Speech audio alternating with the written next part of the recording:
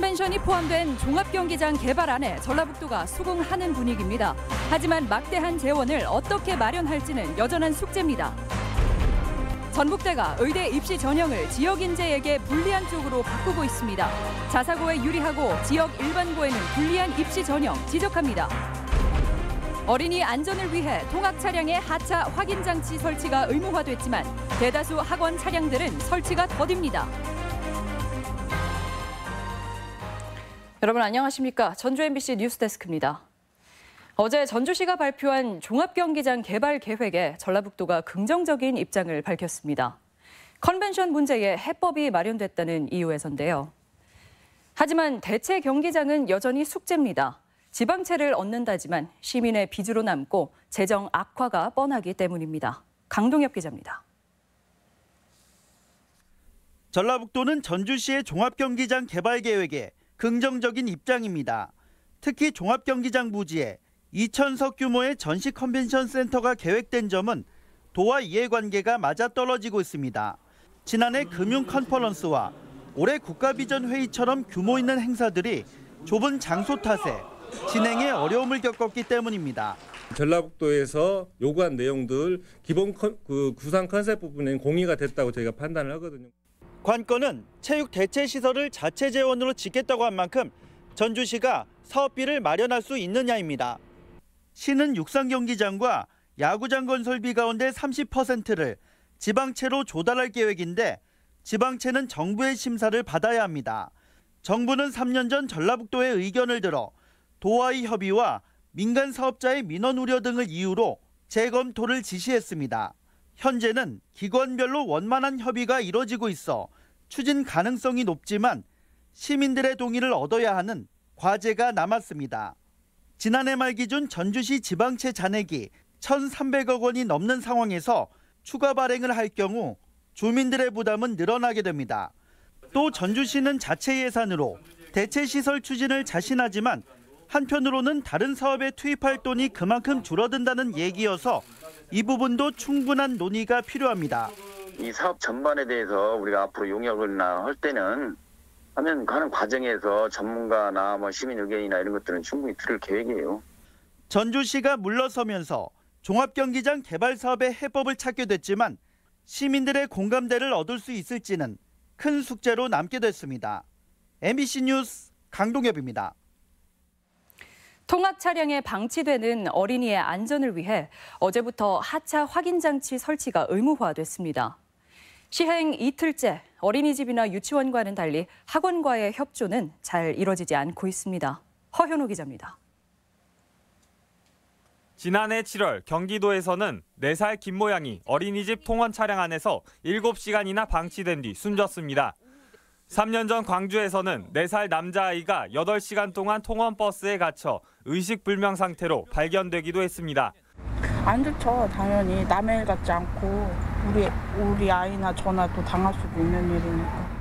정부는 차량 내 어린이 방치 사고를 막기 위해 9인승 이상 통학 차량에는 의무적으로 하차 확인 장치를 달기로 했습니다.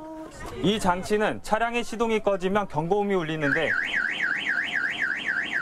운전기사는 이렇게 맨 뒷자리까지 와서 버튼을 눌러야 합니다. 미처 못 내린 아이가 있는지 뒷좌석까지 확인을 강제하는 겁니다. 유치원과 어린이집은 빠르게 설치를 마쳤지만 예외인 곳도 있습니다. 전주의 한 초등학교 근처 학원과 아이들이 이용하는 학원 차량들이 지나다니지만 하차 확인 장치는 찾아볼 수가 없습니다. 하차 확인 장치라고 의무화됐다고 하더라고요. 아 그래요? 예. 그게 뭔 말이에요? 영유아들 하시는 분들한테만 필요하지 저희 필요가 없어요. 아이들 이런 파악도 안 해줘도 다 하고. 학원연합회가 파악하는 설치 의무 대상 차량은 600여 대. 이 중 확인 장치가 설치된 차량은 3분의 1인 200여 대뿐입니다. 설치 비용은 20만 원에 불과하지만 유치원이나 어린이집과는 달리 설치 보조금이 지원되지 않는다는 게 이유입니다. 우리도 지원된다고 얘기하고 많이 수랑설레 하다가 지금 지원이 안 되는 상태고 저희가 이제 그걸 미루다 보니까 시기가 늦어진 거예요. 하차 확인 장치가 없는 통학버스 소유자에게는 정비 명령이 내려지고 이를 이행하지 않으면 1년 이하의 징역이나 1,000만 원 이하의 벌금이 부과됩니다. MBC 뉴스 허연호입니다. 오늘 오후 1시쯤 김제시 요촌동의 한 사거리에서 승용차가 SUV 차량과 충돌하고 카페로 돌진하는 사고가 발생했습니다. 이 사고로 승용차량 운전자 36살 서모 씨와 동승했던 일가족 3명이 가벼운 부상을 입고 병원에서 치료를 받았습니다. 경찰은 목격자 등을 상대로 사고 원인을 조사하고 있습니다.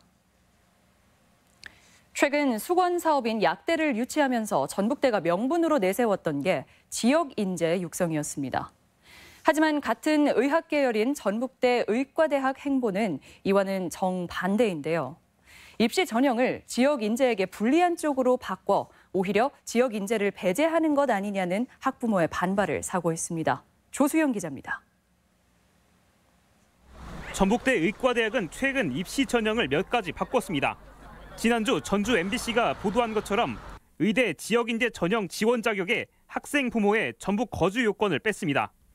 실력은 좋지만 타 시도 출신이 대다수인 자사고를 겨냥한 조치였습니다. 그런데 여기에 올해 입시부터는 수능 최저 등급까지 높이기로 했습니다.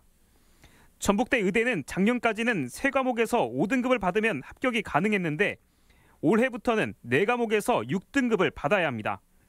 과목 부담이 늘고 합격이 가능한 등급 조건이 더 까다로워진 겁니다. 대학 자체적으로 시뮬레이션을 해본 결과 지난해 의대 지역인재 전형 지원자 가운데 수능 최저 기준을 맞추지 못한 학생은 149명, 현재 기준을 적용하면 탈락 학생이 204명으로 37% 늘어납니다.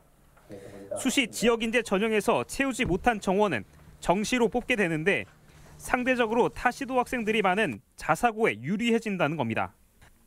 학교에서 여러 가지 부족한 학생들을 채워야 되는 부분도 있고 수시를 준비하기 위해서 상대적으로 자사고나 재수생들한테 경쟁력이 떨어진다고 볼 수 있습니다. 대학 측은 향후에 일부 등급 조정을 검토해 볼 수 있다는 입장이지만 학부모들은 이해하기 힘들다는 반응입니다. 근데 다시 또 내년에 또 바뀔 계획이 있다고 하니까 저희 학부모와 학생 입장에서 너무 당혹스럽고 또 어떻게 입시를 준비해야 할지 지금. 대학 측은 최저 등급 조정은 전적으로 의대의 결정이었다며 파장을 미처 예상하지 못했다고 말합니다.